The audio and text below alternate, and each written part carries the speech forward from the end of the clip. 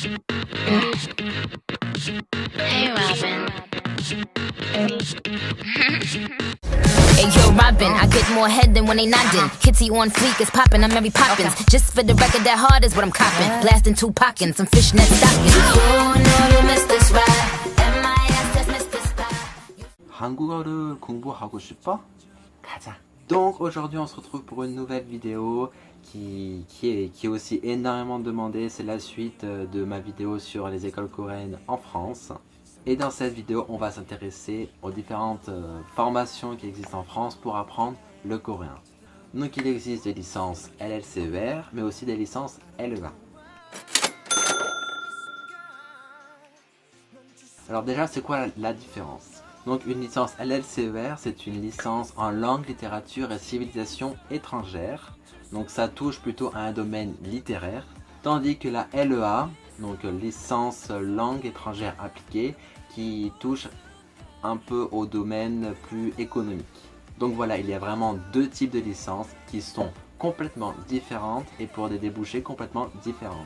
On a un milieu littéraire et vraiment linguistique, vous allez faire que de la langue pure et dure.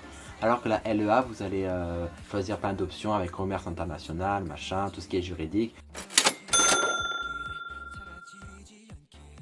Et au niveau des débouchés, justement, la licence LLCER, vous allez pouvoir faire tout ce qui est prof, traduction, linguiste, enfin plein de trucs comme ça. Et aussi, j'avais oublié le plus important, ce que je vais faire moi, l'enseignement. Donc l'enseignement... la plupart du temps c'est le FLE. Enfin après cette licence là il y en a beaucoup qui se spécialisent après en master FLE. Alors que la LEA, voilà, ça va plutôt dans tout ce qui est vraiment traduction interprète mais dans les milieux juridiques, tout ce qui est commerce international, enfin tous les trucs économiques, juridiques, voilà.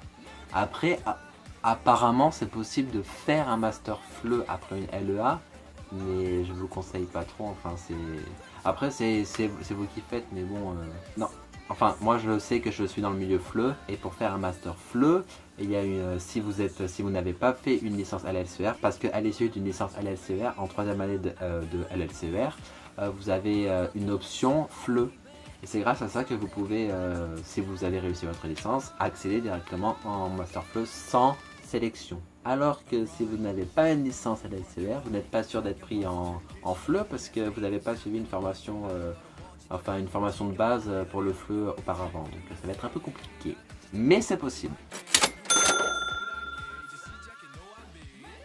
Alors où faire sa licence LLCER en France? Alors il y a exactement 3 universités. La première, c'est la plus connue, INALCO, Institut des langues et civilisations orientales. Donc c'était mon rêve d'y aller. Enfin bref, j'expliquerai ça, mon témoignage, dans une autre vidéo. Il y a aussi l'université Paris Diderot 7 qui est juste en face, juste à côté de INALCO. Et enfin il y a l'université Aix-en-Provence-Marseille qui propose une LLCER assez originale parce que c'est une licence LLCER mais trilingue. Donc je crois qu'il y a anglais, vous pouvez choisir coréen machin et vous devez choisir une troisième langue. Mais c'est pas très connu, mais ça existe. Et après ça s'arrête là au niveau des formations en LLCER, c'est assez restreint. On n'en compte que 3 en France. Et c'est vraiment des formations à capacité limitée. Et comme je viens de dire il y a quelques secondes, je ferai une vidéo sur mon témoignage parce que j'ai demandé pendant 2 ans à rentrer à INALCO ou à Diderot. Malgré que j'avais un dossier en béton, ils ne prennent pas par rapport à vos connaissances, ils prennent par rapport au niveau géographique, à la zone géographique. Et après, le reste des candidats est tiré avec la boule du rectorat. Information que j'ai entendue lors de la réunion sur la licence LLCER à INALCO et à Diderot d'ailleurs. C'est malheureux, mais c'est comme ça. Et ensuite il y a les licences LEA, donc langue étrangère appliquée, anglais-coréen. La plupart du temps c'est anglais-coréen.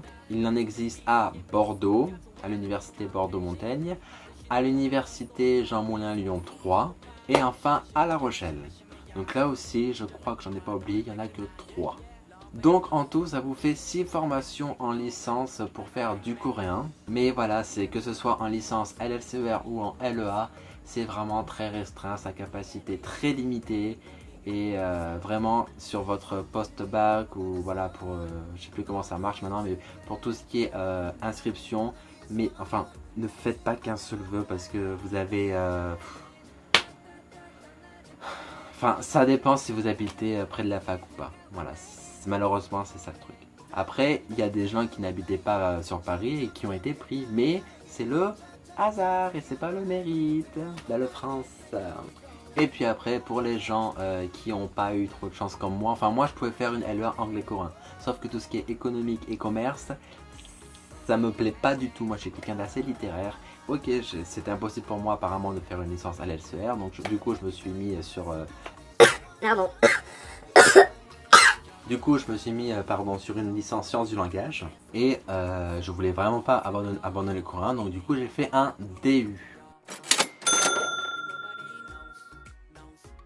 Alors qu'est-ce qu'un DU? Un DU c'est un diplôme universitaire, donc là c'est un DU, un diplôme universitaire en langue et civilisation coréenne. Et donc là vous avez la possibilité de le faire, je crois à l'université du Havre. Avant c'était possible, maintenant je sais plus, enfin allez vérifier sur le site de l'université. Avec l'université Jean Moulin Lyon 3, donc moi j'ai fait ma deuxième année de DU coréen avec cette fac là. Et ensuite avec l'université Bordeaux-Montaigne. Ce qui est très bien avec cette fac, c'est que vous pouvez faire votre DU de coréen en présentiel, donc en cours à la fac, comme à distance. Donc là je vais faire ma dernière année, là la rentrée ça va commencer en septembre, et je vais faire ma dernière année de DU avec l'université de Bordeaux à distance, tout en étant en coréen en plus, c'est cool. Donc voilà, il y a quand même du choix malgré que ce soit des formations assez restreintes. Mais voilà, quand vous faites vos vœux de fac, mais vraiment ne mettez pas que les trucs de coréen parce que c'est tellement limité que vous avez une chance sur deux, et c'est vrai en plus, vous avez une chance sur deux d'être pris, enfin une chance sur trois même. Donc faites attention à ça. Et puis si vraiment vous pouvez pas faire une licence de coréen, faites comme moi, vous faites une autre licence avec un DU de coréen. Ça par contre j'ai oublié de le dire, un DU de coréen n'est pas un diplôme d'état. Une licence, donc la licence LCR et LEA, c'est un diplôme d'état. Mais en revanche, un DU, comme son nom l'indique, ce n'est pas un diplôme d'état, c'est un diplôme d'université. Donc ça n'a pas du tout la même valeur. Donc si vous faites un DU, il va falloir obligatoirement faire une licence à côté parce qu'un DU pour un travail ne suffit pas. Un DU c'est juste un énorme plus dans votre CV si vous voulez si vous voulez travailler ou vivre en Corée, dans d'autres pays où il va falloir utiliser le coréen. Donc voilà, c'est aussi comme... pour la durée ça marche comme une licence, mais les cours sont moins importants, on voit moins de choses.